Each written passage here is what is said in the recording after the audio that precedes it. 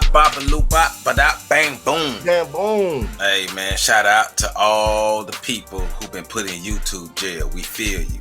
Yeah, YouTube put us in jail. We coming out the gate talking junk about YouTube putting us in jail for something we ain't even do. Free the black man.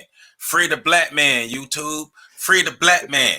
Gonna put us down. Gonna try to keep us down. Talking about we said something that we know we ain't say. We know we ain't say what you talking about we said. We know we ain't even say that. Go look at the video. Wanna know how we know we ain't say what we said, what you said we said? Because we put another clip up of that same part and y'all ain't even say nothing about that. And we put the whole video back up. Y'all ain't even say nothing about that. So y'all lying.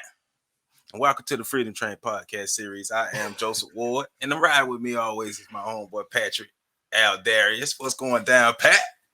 Not much, man. You good? You got it out your system? Not yet, but I just wanted to go ahead and give people the taste of what's gonna go down today, because YouTube over here lying.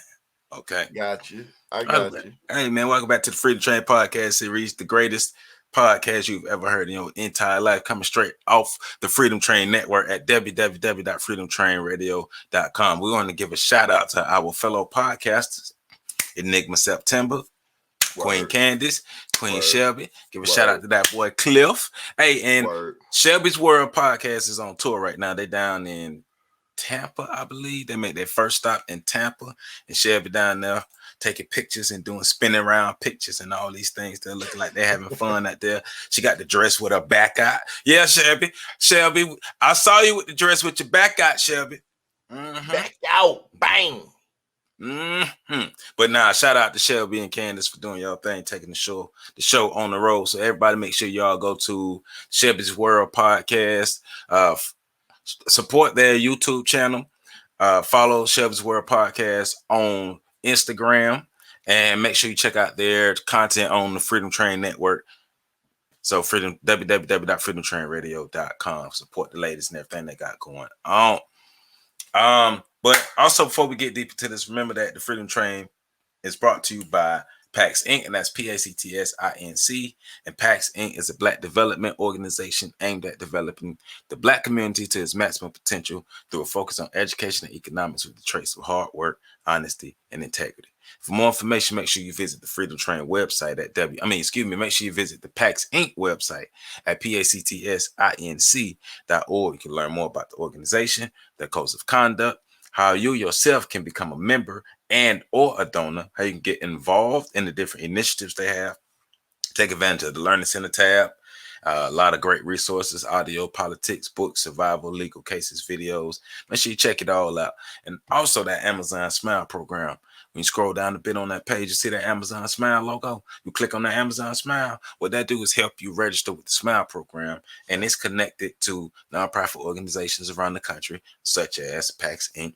And when you register with the program, they're going to ask you which nonprofit organization do you want to support. You can pick one or multiple ones. So how that happens, you make a purchase and a portion of your proceeds go to the organization that you chose to support. So Amazon Smile, check that out, because PAX Inc. could definitely use your help. And we thank you, because we take that money and we put it back into the communities that we serve.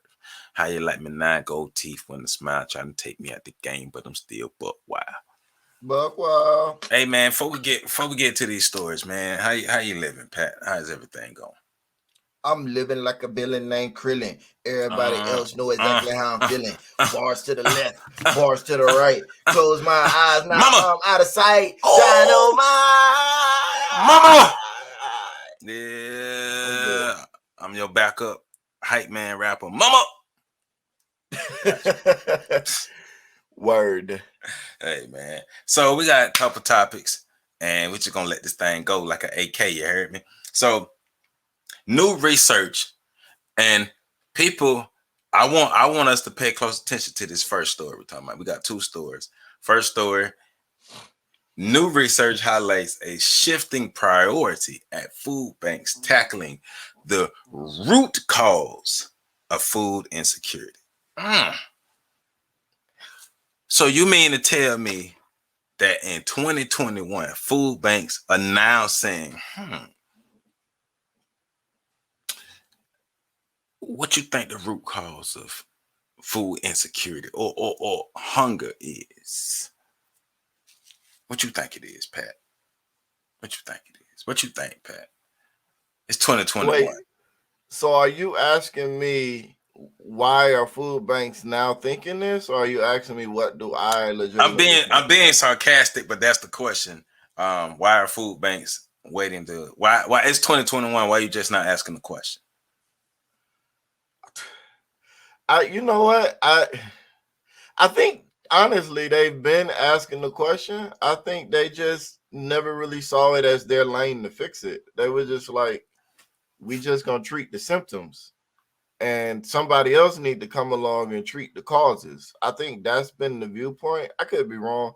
I've only volunteered at a few food banks, and I've only been in a couple high level conversations with the food bank people that I volunteered at, and that seems to be the thought process there. Like, we're just going to provide a band-aid, and eventually somebody else will come So, along and solve but deeper you asked the issues. question earlier before we went live. Is it really there? Is that their lane to try to figure that out to get to the root cause, or are they in their lane treating the symptoms?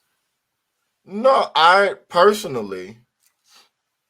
think that if you're going to treat a symptom, you have to treat root causes as well. I think the purpose for all community service organizations should be to work themselves out of existence. You should be putting in the work so that you don't have to be around anymore. Mm. But I don't know that a lot of organizations have that mindset. They seem to want to thrive and grow and continue, which means not really addressing the problem, um, addressing the symptoms. So I don't think that they're equipped and they're set up to address the systemic issues.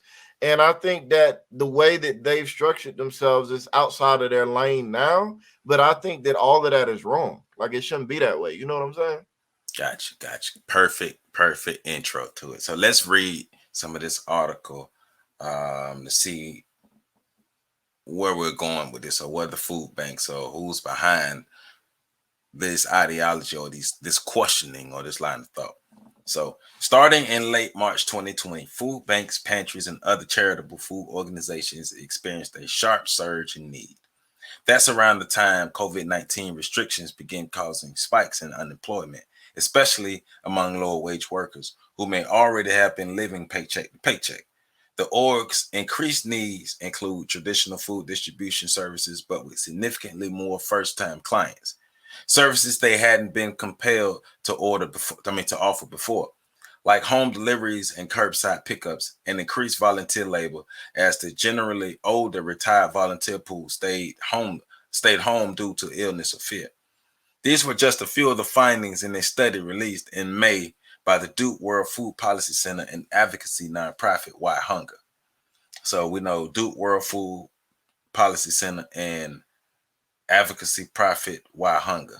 So researchers suggest surveyed 242 organizations in 39 states for a close-up look at the emergency food landscapes as it was battered by the pandemic.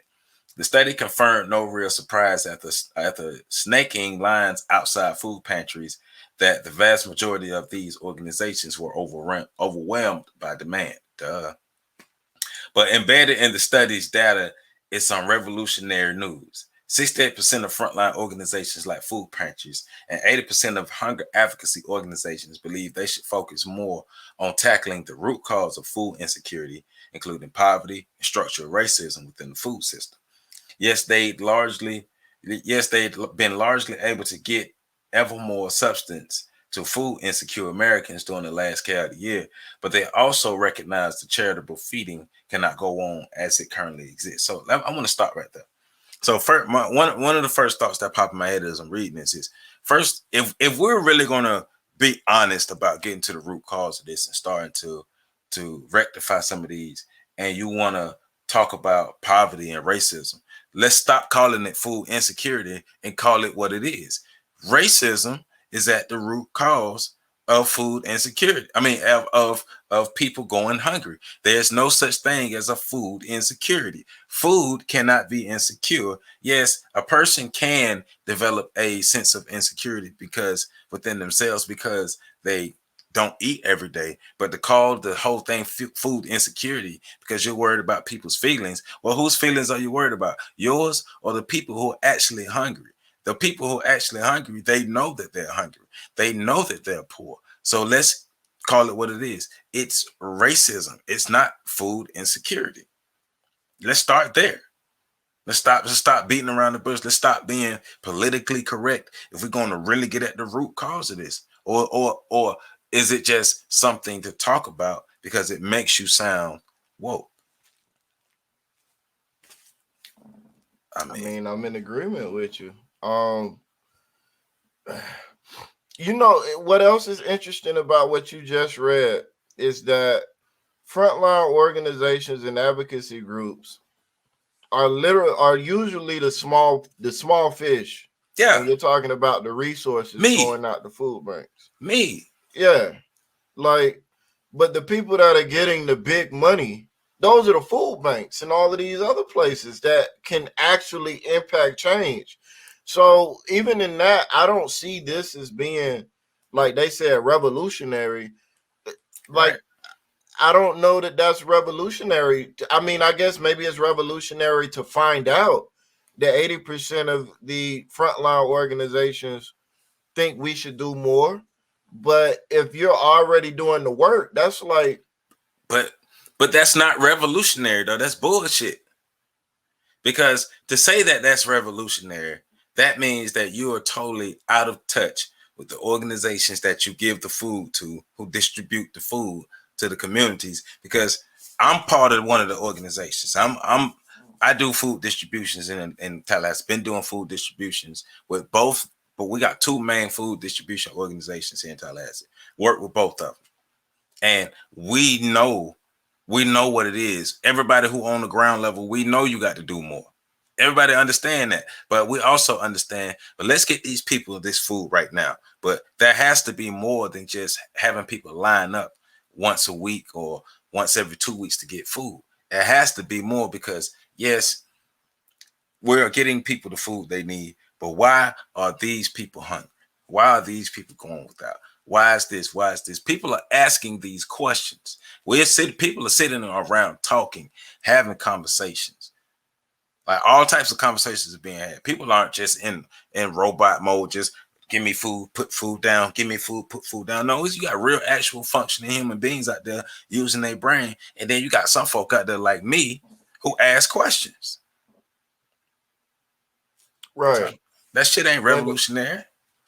what I'm saying, because you're exactly right. You hit on what I'm saying just from a different angle. Because what I'm essentially saying is, to those people that are on the ground level doing the work, is not revolutionary. But if you're somebody that doesn't know because you're not doing the work, either you're not on the ground level or you're just not involved at all, it would be revolutionary to you to find out that people are actually having these conversations and trying to figure out how to do it. But of course, you being a ground level worker, like, there's nothing revolutionary about this study or what they're saying. But if we were to bring somebody in that didn't have nothing to do with dealing with food deserts and all of these other things, they would be like, oh, well, that's cool that, these food distribution charities and whatnot are talking about tackling. But I think even with that, so we go back to the title.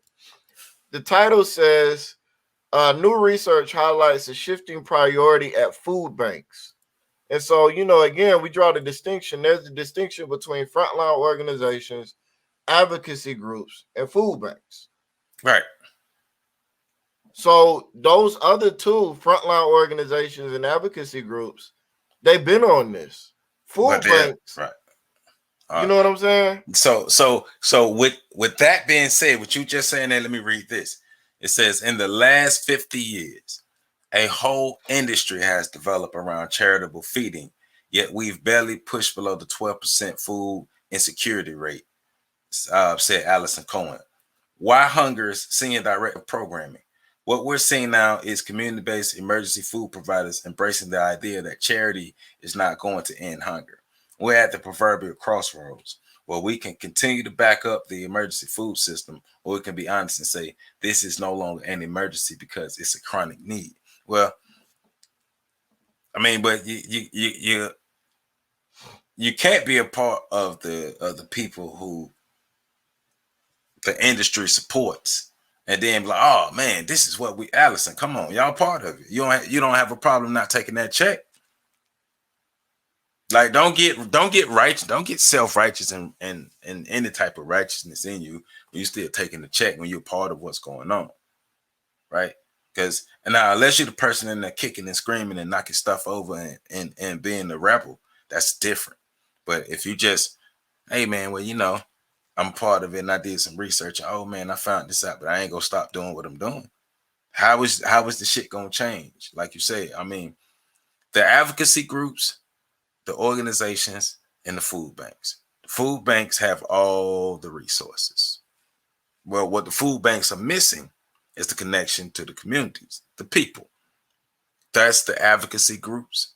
Those are the organizations, right? So the advocacy, and you got to watch these advocacy groups too. The advocacy groups be full of shit, just like these organizations, because those are the popular people in your communities, the people with the voices, people with platforms, people who make friends and become part of groups that don't necessarily really help the community.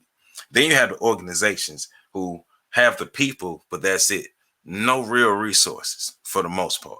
So the organizations have to depend on the advocacy groups and the food banks. And a lot of times, the advocacy groups are a bridge between the organizations and the food banks. So those in the organization have to learn how to be very resourceful. And you have to learn how to pull a Walmart and remove the middleman and be able to go straight to the food banks. I've been able to do that. I've been fortunate enough to be able to do that. I'd call up the food bank right now and get it done. So that's why I'm always encouraging people, like when I'm talking to young folk who say they want to be activists and do things in the community, helping the community. I'm always encouraging them. You have to be the community plug. You have to be a resource. People need to know you, and you need to know people. You need to be like a human Swiss Army knife, because you got to be able to remove the middlemen who their only objective is to look good while doing it. Hence, some of the people who they talk about in this article. Yeah, and WhyHunger is a advocacy group, slash, I guess, think tank as well.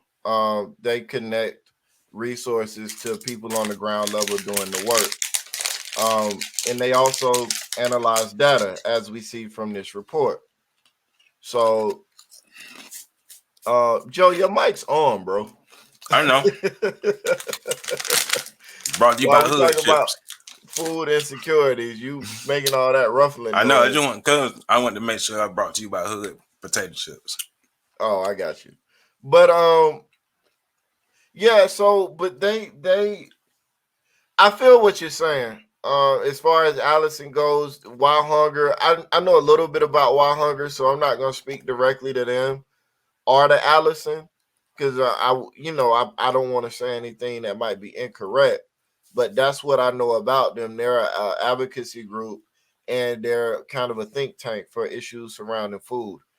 The challenges that we're going to continue to face just center around getting the resources redistributed from the food banks to those frontline organizations.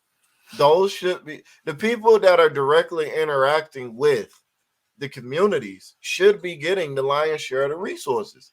And I say that even being somebody that works with PACS, which is an organization that has started working directly with the community, but our original purpose was to provide backline resources and services to frontline organizations.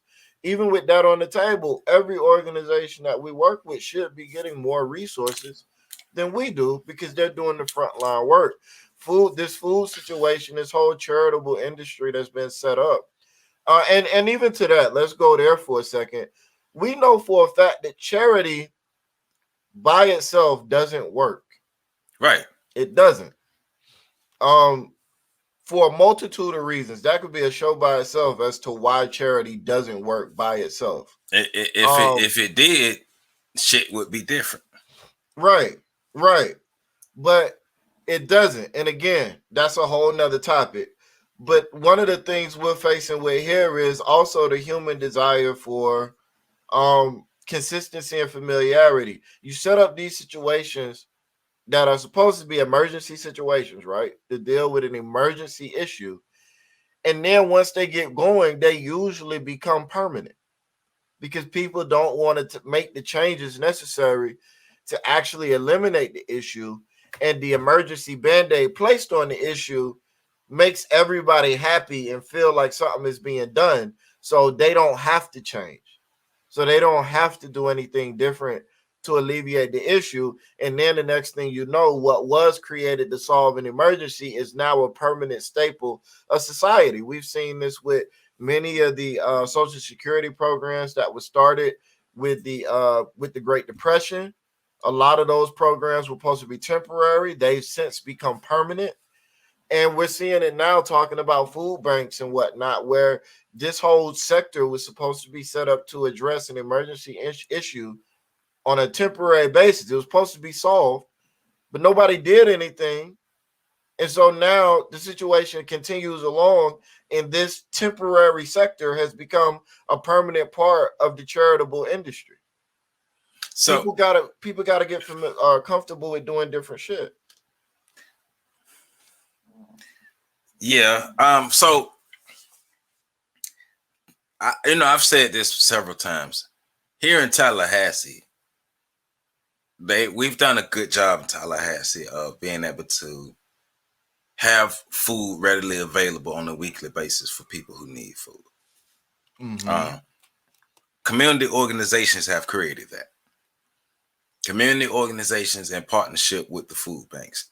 Fortunately, we have people in positions in the food banks who are used to working in the community or have their frontline people in those positions.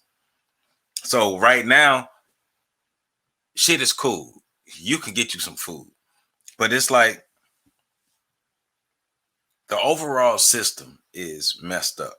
Um,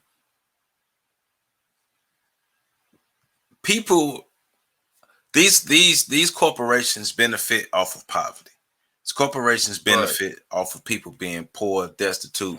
Like the school systems teach people, they condition people for a specific way for a reason. And those of us who are able to, for lack of a better term, take the red pill and get out of the matrix, we understand that okay, the school taught me to think this way, but I have to relearn and reteach myself to think this particular way. So therefore, I cannot just survive, but be able to thrive in this type of world that we exist in.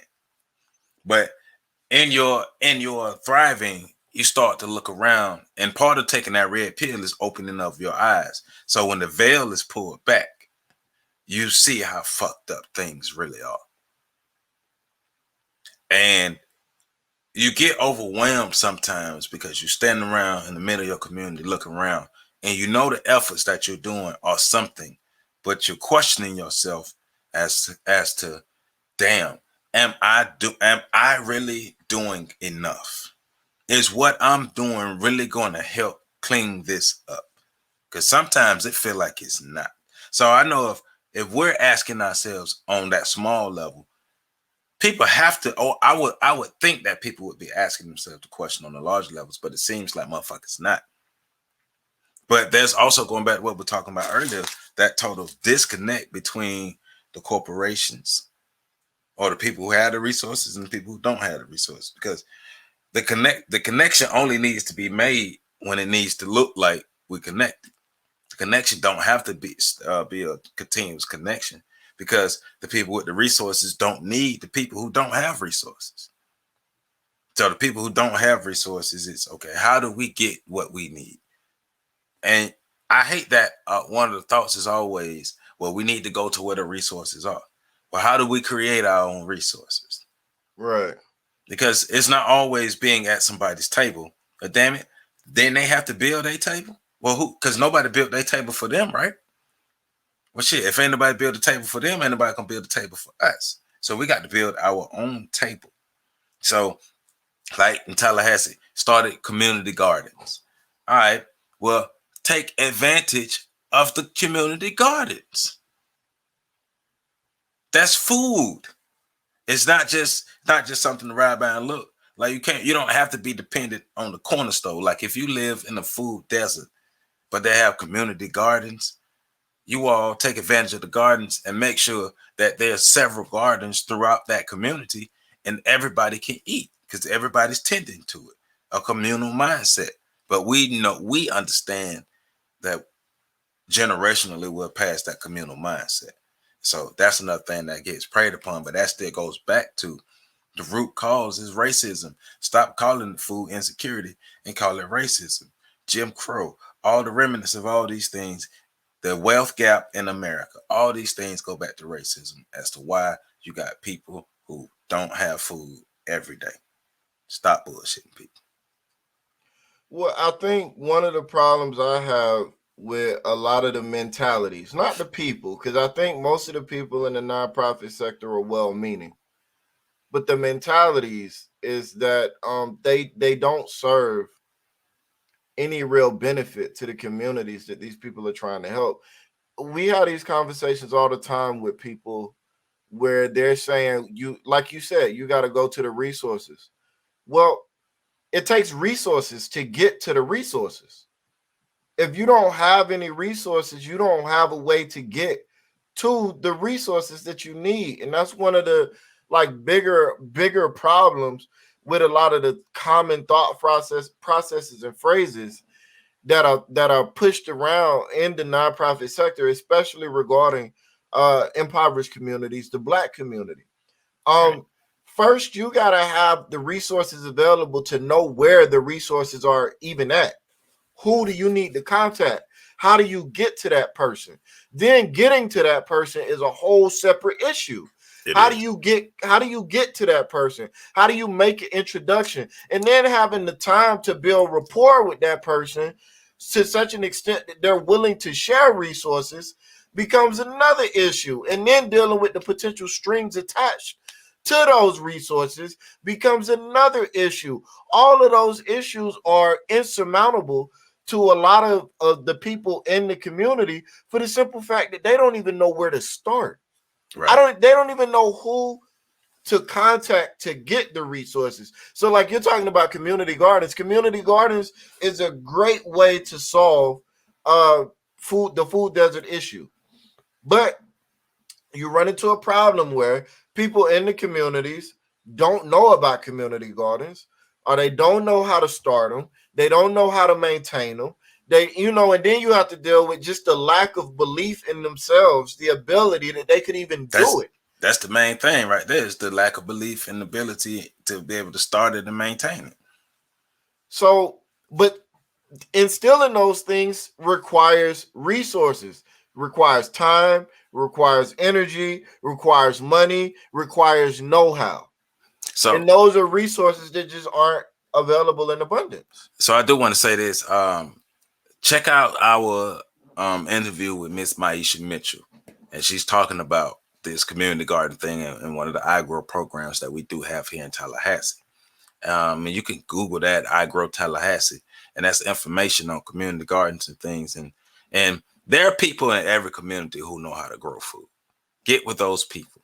We have to find ways to be able to make it where we can make it for ourselves and stop depending on other people. Yes, we do have challenges, but shit, we don't have half the challenges our ancestors had. Don't have half those challenges. So let's stop making the excuses as to why we can't do what we need to do. Now, things you said are valid points, but once we get over ourselves, we can do it. I mean, like now, like I can, in every hood here in Tallahassee, there's a garden. All right, so walk up to the garden and be like, hey man, how y'all do that? It's free. Yeah. They will teach you. Absolutely. And I wasn't presenting my No, just for those listening. Okay. Because I know you understand. Right. I'm not presenting the argument as an excuse for why these things can't happen. I'm Right. presenting the challenges that people face Right. and things we need to consider, but they can be overcome and they have been overcome. These aren't like program breaking challenges. Right. Right. Right. Right. Right. And and I'm saying on top of that, um, we do have challenges, but one of the things you did mention was insecurity in self, and that's what I'm focusing on that. Just for Right. the clarity of the people is all right. We But we have to work past that because our survival depends on us believing in ourselves. There are other times and other aspects in our lives where we might have lacked confidence, but we still pushed forward and did it anyway. This food Absolutely. desert, this food issue is another one. If you live in a food desert, it's unexcusable for the damn Dollar Tree to be the best food option that you have in our community. Like, and I will Lake Bradford area here in Tallahassee, the best food option in this whole Providence area. If you don't have a car, the best food option is the corner stores. Depending on where you live on Lake Right. Bradford. If you live close enough to the Dollar General to get to that, or if you live close enough to the Family Dollar, or if you live close enough to the Tony's, or the McDonald's and all these other things. Absolutely. People go grocery shopping on corner stores all the time. Because Publix, if you don't have a car, Publix is a good little distance. But that also goes into it because the higher, going to Publix, if you can get there, is higher quality food at a lower price. If you can get there. If But you can get there. yeah. But I think even understanding the concept of quality of food requires education and an awakening in the hood, basically. Because when we grew up, where I grew up anyways, food was food. We weren't really thinking about the quality of what we was eating. We was thinking about whether I was hungry, and it made me not be hungry no more. So even that, somebody would have had to come in and teach me at a young age. No, little boy, there's a difference between good, high quality food and trash, and Right. you'll feel the difference when you eat it. Right. And that's the difference between you dying at 35 or dying at 40 or dying at 50, or when you reach 60 to 75, you're not broken down. You can still Right. function as a human being and not just be physically challenged. And these are the things because people in our community are dying earlier. But right. Now, one thing I do want to add into this food conversation, because I don't know when you're gonna transition us, but is look, if food banks are starting to think like this, we have a greater urge, a greater need for black run food banks. Because you already know how this is going to go. If food banks get serious about taking on the social issues surrounding food deserts and food inequality and lack of food distribution in impoverished communities, black people are going to get the short end of the stick on that work. They're going to start working on immigration issues. No disrespect to the Hispanic community, but immigration issues are not going to benefit black folk. They're going to They never start. have. Yeah, they're going to start working on all of these other minority issues that are not really going to benefit black people.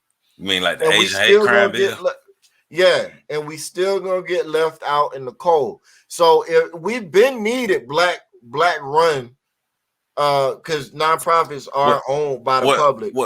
And let's be specific. Not just black people, but black people who are serious about the community and don't have their own agendas and trying to be famous and shit. Right. We need a food bank run by pro-black dark workers who don't care about no fame, who only objective is to make sure their community get better, rather than people who searching for cameras. Right. And for those of you that don't know, that is the definition of a dark worker. Somebody that's down to do the work with they don't care. Matter of fact, some of them even shun fame and recognition. They don't want it. They don't look for it. They just trying to do the work because the work needs to be done. And not a food bank, being an out of the spotlight type of nonprofit, anyways, needs to be run by people like that. And we need those people to be black first in the way they think. And once the black community is straight, we not opposed to helping out other minority groups, but priority number one is Hey our man, community. hey man, look, other minority groups don't prioritize us. We're not talking about individuals who represent a group. We're talking about whole groups because black people show up as a group to help other people. So look, Absolutely. I'm just saying it like this, and I don't care who like it and don't. Until other groups decide to show up and be serious about helping black folk, we ain't showing up to help y'all. We helping ourselves. We taking the airplane method. Our goddamn face mask has come down, and we're putting it on ourselves. And once we get the air we need, we'll think about having a meeting to help you other guys because y'all been shitty allies, and somebody got to say it. Yeah, I mean, but that's exactly what I'm saying. The black community has to be priority number one. Once we're taken care of, we'll look at helping other people.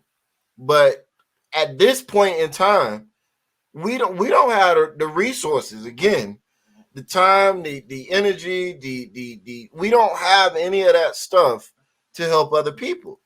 We gotta pull a Japan and go into ourselves and just focus on building our shit up. Man, Dr. Clark been telling us since the 90s. Dr. Clark been saying, hey man, look at Japan. Japan was fucking decimated. Japan was taken out. They dropped 2 bombs on Japan, and as little as 40 to 50 years, Japan has built themselves back up and are leading a lot of other countries and a lot of things after being decimated. Come on, Black America. You can mean tell me we ain't smarter than Japanese people? No offense to Japanese people. I'm just saying we're fucking intelligent, Black America. We got to stop being so dependent on white people. Stop being so caught up in this little rat race of trying to be famous and trying to do this and trying to be remembered and let's fix our shit. Right. Now, one of the things that we don't want to emulate from the Japanese, though, is they came back out with a very passive government, a very passive stance on war and all that. Yeah. We don't want to do that. Right. But we definitely want to. So we ain't forget. Yeah. Like you got to take care of you. And what's funny is on an individual basis, you go to therapy, counseling, anything like that, and everybody will tell you got to take care of you before you can help other people. But on a communal level, for some reason, we believe that it functions. No, it's the same shit. But anyways, we way off subject. Yeah, but anywho, those are our thoughts and feelings on getting to the root cause of hunger in the food banks. And I will say this, and for the article, it does get into. I'm scrolling down now. It does talk about some of the racial issues and dealing with some of the other issues. But we're just talking from the standpoint, not necessarily of what's in the article, just of the general topic being discussed by the article. Yeah, but I still say stop bullshitting and beat around the bush. If you're don't just talk about racial issues, be real about it. Stop calling it food insecurity. It's racism that's at the root of this. Don't just talk about it. Absolutely. Be real about it. Absolutely. So Absolutely.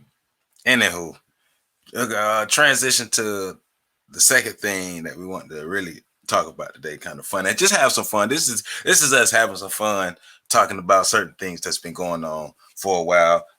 We had our Black Women Celebration Month, so we want to make sure we focus on our Black women. So a lot of topics that was going on that we wanted to talk about, we just pushed to the side. But one of the things that has been happening in the world of sports is, the Kwame Brown situation. I talked about it on the Fix Sports podcast. Make sure you go check it out. Ex-basketball player Kwame Brown was the first pick of the draft in 2001, 17-year-old kid coming out of high school in Georgia. Got drafted by the Washington Wizards, played 12, 13 seasons in the NBA. But as the number one pick, he didn't pan out to be as celebrated and as great of a number one pick. So people call him a bust, even though I don't see how you can be a bust when you played 13 years. Like Jamarcus Russell was a bust. Ryan Leaf was a bust. Johnny Manziel was a bust. Like, they're no longer in the league. Like, He played 13 years, but he was a punchline in the NBA for 20 years. So they've been talking shit about the man, cracking jokes on it. He hadn't said anything. Then a couple of weeks ago, a month ago or so, Matt Barnes and Steven Jackson in the All the Smoke show. And one interview with, I think it began with the interview with Rachel Nichols. It was a little jabs at Kwame Brown. And then the interview with Gilbert Arenas at the 57-minute mark. They start talking about it because Gilbert Arenas, I think, was on that team. And they threw shots at Kwame Brown. And from there, Kwame Brown started going off. He went back at them. Went back at Matt Barnes, called Matt Barnes Becky with the good hair. That's Matt Barnes' name from now on. Went back at Steven Jackson, called him a fake thug and a fake Muslim. Threw some shots at Gilbert, even though I didn't think Gilbert said anything wrong. Then other people started jumping in and saying things, most notably Stephen A. Smith. He a bitch ass. He started saying stuff. Kwame Brown been ethering him. Charlemagne's a bitch.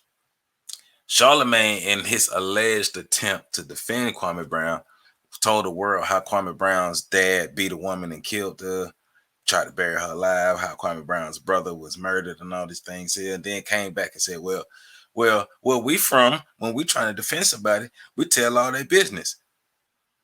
No, but y'all need to keep, you need to keep that. Y'all need to, you motherfuckers in South Carolina, if that's true, because I don't think he representing y'all right in South Carolina. But if that's true in South Carolina, y'all need to have a Negro meeting and change y'all policies.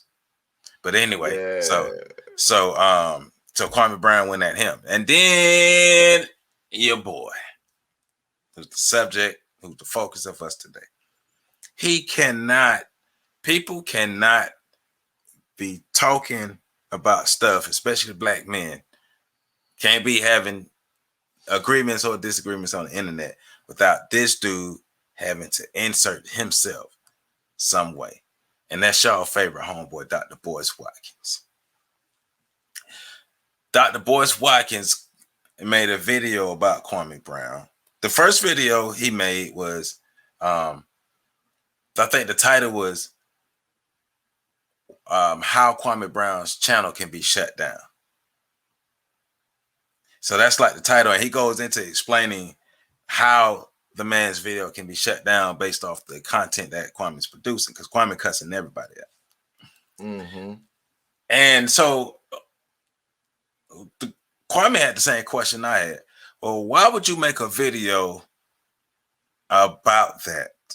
Why not call him up before you make the video and say, hey, I know I'm giving unsolicited advice, but explain yourself and yada, yada, yada, yada, yada, instead of making a video of, hey, this is how Kwame Brown's channel can be shut down. So Kwame Brown made a video of like, well, why the hell would you do that? So that started back and forth. So back and forth going on through. Then Kwame Brown like, hey, man, leave me alone. But you know Boyce Watkins. You know Boyce Watkins, Pat. Boyce, once Boyce don't like you, he's never going to stop talking about you. And that's where we're at now. And Boyce Watkins keeps making videos about Kwame Brown, and Kwame Brown keep responding. And it's hilarious now because it's Boyce being Boyce. And I was watching the video yesterday of Kwame Brown just going off on him and just addressing the situation. And Boyce he throws Kwame Brown's name. He throws Dr. Umar's name out there consistently. Lizzo. I don't know what the hell Lizzo said. I don't think Lizzo even said anything about Dr. Boyce Watkins. I just don't think that Dr. Boyce Watkins likes what she represents. And so it just seems like Boyce is being moist again. And this is the same, we're giving Boyce Watkins the same energy that we gave Roland Martin when he came at the Young Man King Randall. Because guess who inserted themselves in that situation? Boyce Watkins being messy, throwing shots at Roland Martin, because that was the perfect chance for him to throw shots at Roland Martin, and he did, and then brought King Randall onto his platform to interview him to be the good black person. But he inserted himself in that situation like he always does. Boy, sit your ass down, man. Stop doing that dumb shit, man. Because it's funny because he does this stuff and then he plays victim. Because yesterday he was like, I was just trying to be Kwame Brown's friend, just give him advice to try to be his friend. The man told you he don't want to be your friend. Let it go. How are you trying to be my friend by capitalizing on my buzz in a destructive manner? That's Hey, what here's Kwame Brown is asking. yeah, like that. Don't what? But we know Boyce is moist. Yes. And that's why they call him Boyce Watkins, because he's very dude is very sensitive. He's very Very feminine, sensitive. and I don't mean to say feminine as if feminine is a bad thing, but it is when you're a man, right? Like there's something wrong, and I know I'm stepping into Joe's lane with all of the crazy talk about people. So let me step out because that's Joe's lane. But I haven't there's had it. something there's something really wrong with this dude, because you're right. He takes every opportunity to insert himself into a situation that ain't got shit to do with him. But my thing is, you do it in a non-constructive manner. Like if you were positively inserting yourself into these situations, cool. Because a lot of these situations could use an elder spokesperson of his stature and his experience to kind of level everything out. He could be very beneficial if he played the role in a positive way. But he's always being messy when he steps in. One of the things I don't like, and Dr. Claude Anderson need to check his ass, because he literally told Kwame Brown, because he mad that Kwame Brown don't want his help, no one talk to him, no one to be his friends. So he's saying that people from the NBA is calling him and asking him, man, why Kwame Brown coming at you like that? And he's saying Kwame Brown friends are calling him. And Kwame Brown is saying, first of all, people who are friends with me don't like you. So if anybody's calling you saying this stuff about me, they not his friend. Kwame, this is what Kwame's saying. But Boyce literally said that if you are attacking him, then you are attacking Dr. Claude Anderson. This has nothing to do with Dr. Claude Anderson. It does not. Keep that man name out your mouth and keep that man out of this. Dr. Claude Anderson don't have nothing to do with you inserting yourself in this Kwame Brown situation, because nobody made you make a video about Kwame Brown. Yeah, I was Nobody gonna say made that you make the initial video. This has nothing to do with Dr. Anderson. Leave Dr. Anderson out of this. did Dr. Anderson tell you to make that video? Because if that's the case, then okay. But there But come are a on, whole. No, I don't believe that. of But I course, mean, there Dr. are Anderson. whole. Go ahead. Come on, Dr. Anderson been letting people have it for 40 years. You think that man just gonna stop speaking for himself now? What I'm saying. This is what I'm saying. There's a whole slew of black folk, myself included, that love Dr. Anderson and the work he does and his message, and don't really fuck with you like that, boys. Like it's a lot of us out here.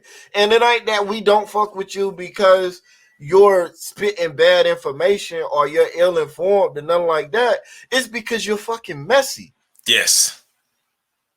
Like that's the problem. Like it don't nobody got no beef with what you say or the information you provide. The beef is with how you move as a man. You're messy as shit. You get in cat fights over nothing with everybody.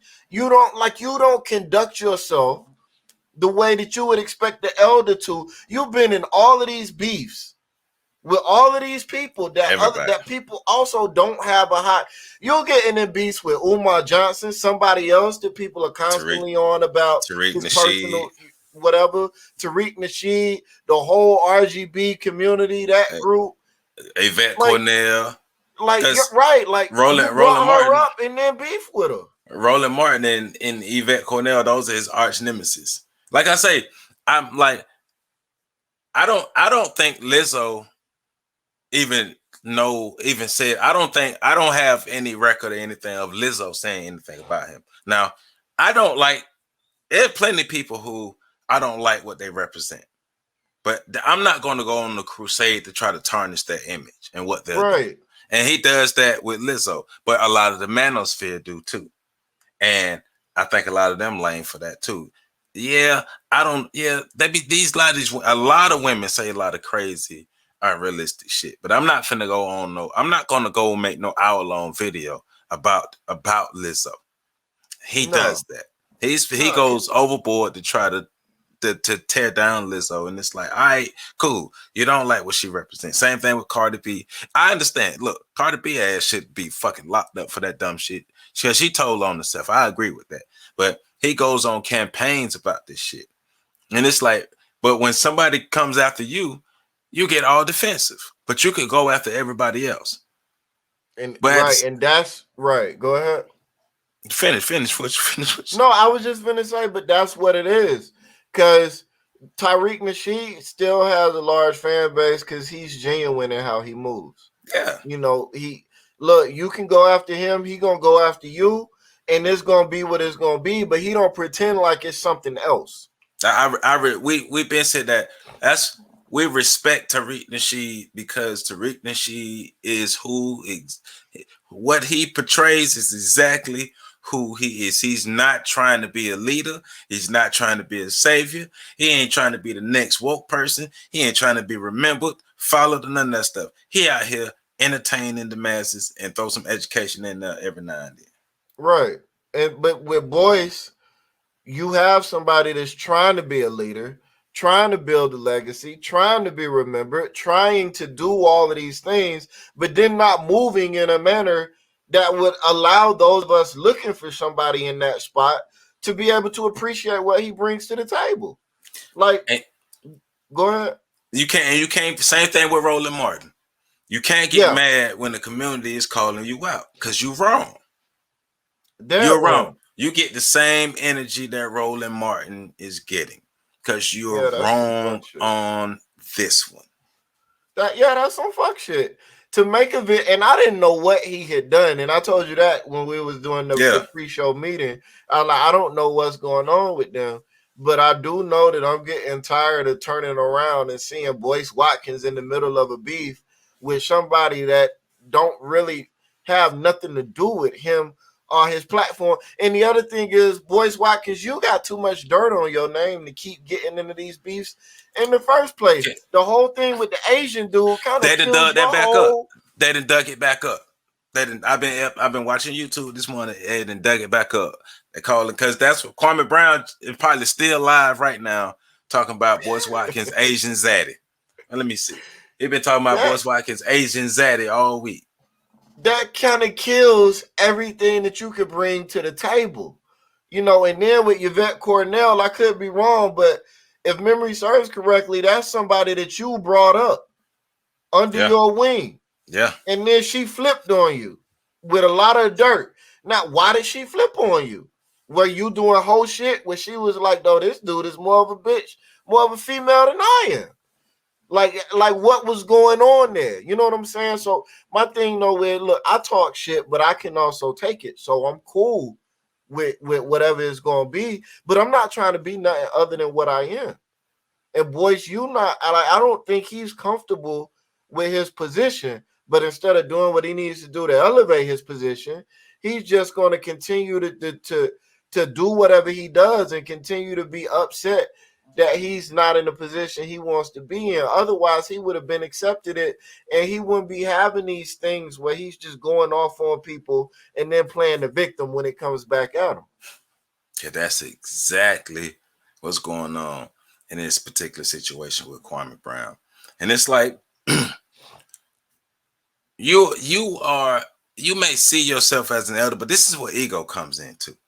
Because who the hell are you to be reaching out to everybody and expecting people to accept your supposed handouts or help? Like, who are you? Why do you feel that the community sees you in this particular light? You have a following. Cool. Most people who put out regular content have a following. Cool, but you have not been knighted that dude for our community.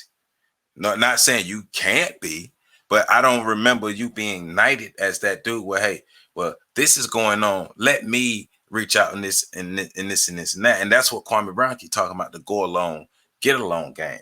Hey, come be a part of my friend group. That's the shit I keep talking about. Because I don't care what nobody say. We gonna fucking make it and we're gonna make it without having to be a part of these friend groups, of these go along, get along gangs, these cliques that people keep being a part of. And it's like, if you're not a part of these cliques, then it's gonna be harder for you because all the resources are just crammed in these cliques of people who talk about black people having what they need, but just got these cliques. Black America is too fucking cliquish. Get over that shit. That's one of the reasons why Absolutely. we're not helping people. And the idea is come be a part of our group. And if you're not a part of our group, it's gonna be harder for you. Hey, it ain't gonna do but make us better. Yeah, I mean, but that's where you go back into discussions about the Boule class. And Boyce Watkins, while financially he might not be a Boule, he's still part of that social Boule class, that group of people with a large platform that support each other. But what interestingly enough in the black community, they can't put their egos to the side and work together, which is why one of the reasons why I think we can't get shit done is because everybody got an audience of 20 to 30,000 people. It's like 10 people with an audience of 20 to 30,000 people, and all 10 of those people are beefing. So all of their audiences are beefing. Well, if Right. y'all would all put y'all fucking egos to the side and work together, y'all 10 people could move a army of over 100,000, 200,000. Hey man, look, we got to stop with the bull. Like, there's a better way that Boyce could have reached out. There's a better way that Boyce could have reached out to Kwame Brown to be able He to. could have reached out. He didn't even reach out. Right. But he tried to call him after the fact. After, because Kwame Brown did address that. He called to try to reach out after he made the video about, well, this is how I don't want to hear your YouTube. shit then. Right. But I'm just saying, because come on, man, you're a grown man. You're a grown man in your 50s. You didn't think that it might not be the best idea for me to put a video out explaining how this man's channel can be taken down. That was the best idea you had, and that was help for him. Clickbait. Instead of just, like you said, just calling him in the first place. And if he rejects your help, okay, you're not entitled to that man's time and space. Right. But then to get mad because the man don't want your help after you've made the video talking about what this is how his channel could be taken down. If you made that video about me, if you made that video about anything I got going on and we got going on, of hey, this is how the Freedom Train video can be taken down because of what Joe and Pat is saying, and then put it out there for the masses to see, for YouTube to see, and all these other people to see. How does that help? Yeah, no. We done at that point. And even then, even if Kwame didn't, so if I'm if I'm me with my brain in Boyce Watkins' situation, one, I don't put the video out. I call him up, see if I can give him my advice, my opinion, my perspective. Right. If he denies it, I still don't put the fucking video out. That's called being on code. Say it again. Say it again. Being on code. I don't know why they're so. Everybody talk about the code, but don't nobody want to be on it when it's time for them not to do something they want to do. Nobody's entitled to your advice or your supposed help. Nobody has to take that. If I walk up to a jit and if I see a jit doing something that I think can be correct, and I walk up to the jit and I give the jit the information, the jit don't want it, I can't get into my feelings because I decided that I was going to just walk up to the jit and give them this information. It was unwanted advice. And to those people that would say, well, y'all just doing what Boyce Watkins doing. Y'all inserting yourself into the shit. No, we're not inserting ourselves into the shit. We're giving our opinion on the situation, but we are not inserting ourselves into the situation. There's a difference. No, I'm not trying to give Kwame no advice. Kwame don't need my help. Kwame don't need our help. Yeah, Kwame don't need nobody's help right now, not even Boyce Watkins. His platform is bigger than Boyce Watkins right now. Kwame made $60 million in the NBA. And he looked like he took care of his money. What's Boyce Watkins gonna tell him? I When mean, has Boyce Watkins made 60 million? Boyce ain't gonna give him financial advice. I can tell you that. He I mean, can't. Even so even even though he has a PhD in economics, when have you made 60 million? well, but even to that, a PhD in economics is a lot different from a PhD in personal finance or something like that. Like we gotta stop with this just because you a doctorate in something, you're an expert in all things related to it. That's not what that means. We don't even know what specific field, what specific specialty in economics he got a PhD in. Not that it matters. We ain't even got to go that deep. Kwame Brown been a millionaire since he was 17. He's 38 now. Boyce Watkins is in his 50s. How long you been a millionaire? Well, I don't like using that argument because it supposes that just because Kwame made more money, he's more financially literate. No, but But the fact that that was 2000, it's 20 years later and he still has his money. That's what I'm saying. yeah. I get it from that angle. I do get it from that angle.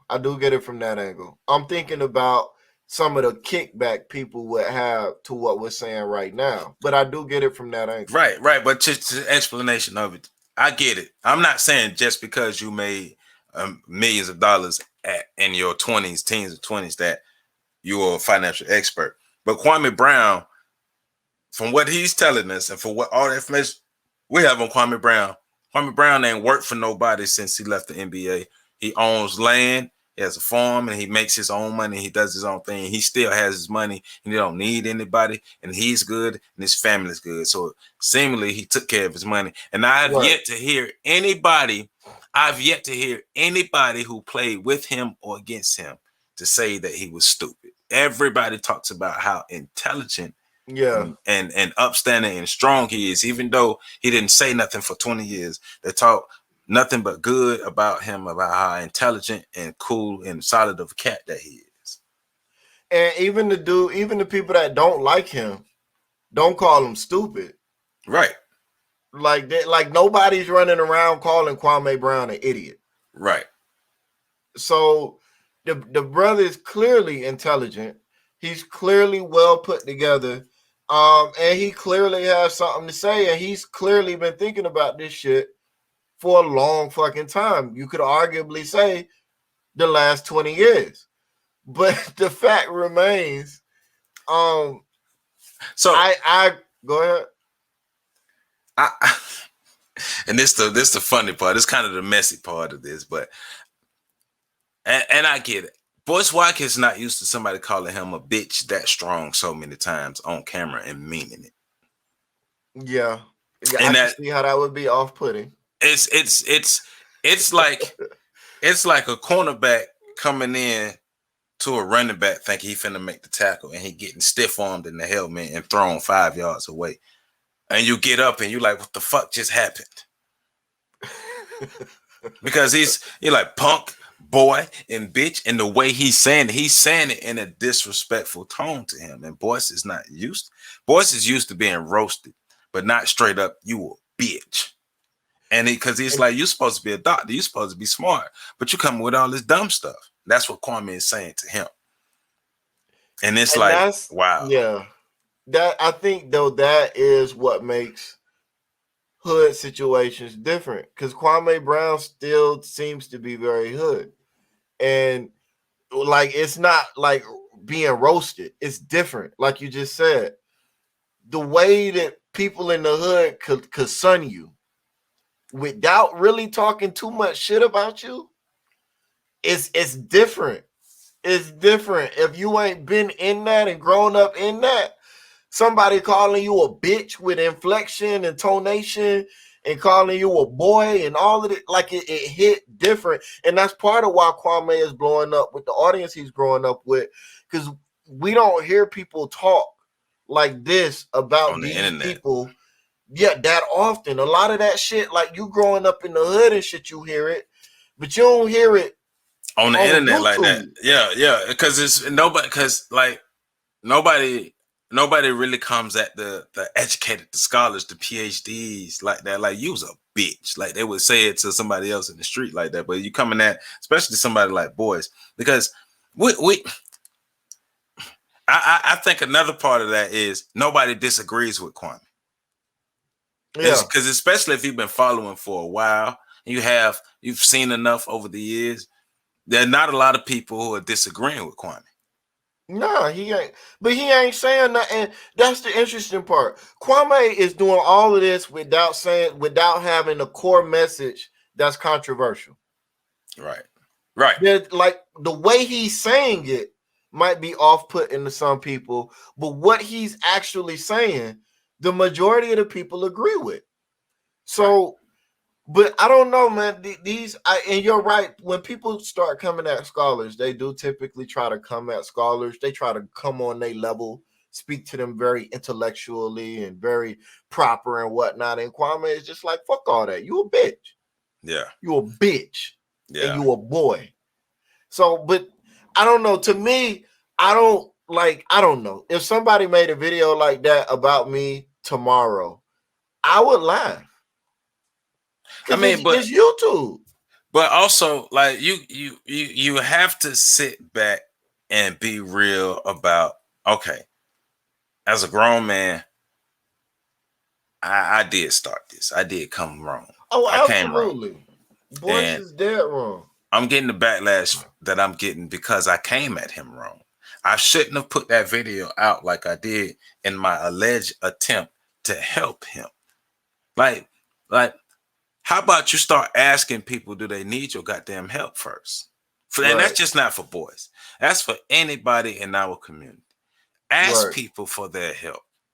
Because guess what? I have to allow, one thing we teach, this is one thing, Sam Carter taught us this, and we still teach this when we're doing our HIV outreach, right? Because Sam put it like this. It was like,